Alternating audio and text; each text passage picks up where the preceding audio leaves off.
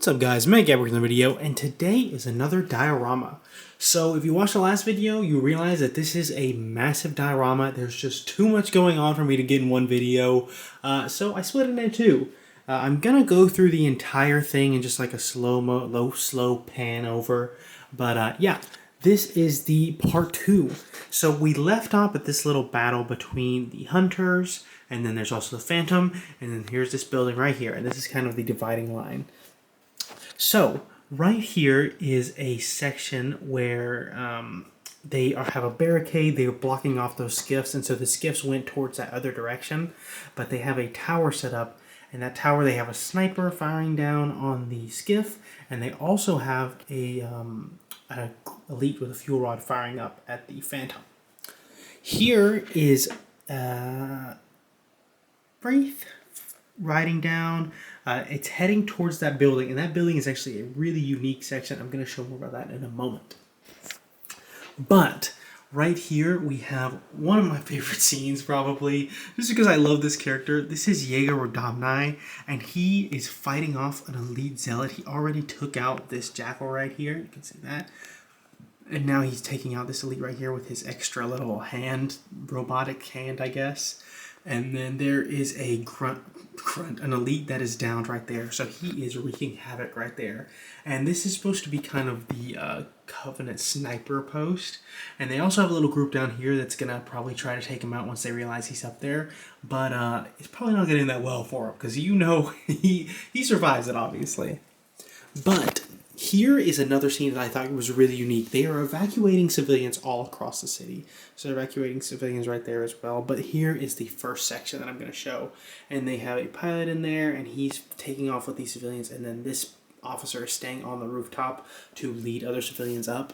These are making their way up. They're looking down, but they're about to come up as soon as they see another flight coming in.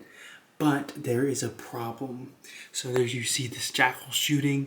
And then there you see an elite zealot taking out a civilian. And that is going to be a problem for them later on, probably. They need to evacuate the civilians before that zealot gets up to the top. Yeah, I just thought that was a pretty cool scene. Just kind of the terrors that would be happening if you're trying to escape a city that was being invaded by the Banished and the Covenant. Would not be fun.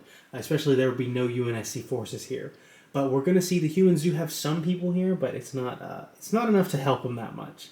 There is two banshees fighting each other. This one came from behind the building and is trying to take out that banished banshee. Then we have the rooftop right here, and I'm seeing this elite has no head. He has also just his helmet's on the ground, and that is because this ODST took him out. He's one of the very, very few UNSC forces. I think there's probably 2 more. ODSTs. And then he has a civilian up top. They're going to try and get to this rally point, which I'm going to show you guys in a second. So right here we have, this was kind of a Covenant stronghold, but now the Banished came through this road right here, and they are about to get taken out by this hunter. As you can see, this grunt got thrown up into the air. He was riding a ghost, but the hunter threw it up in the air, and now the hunter is firing a fuel rod at this jackal right here.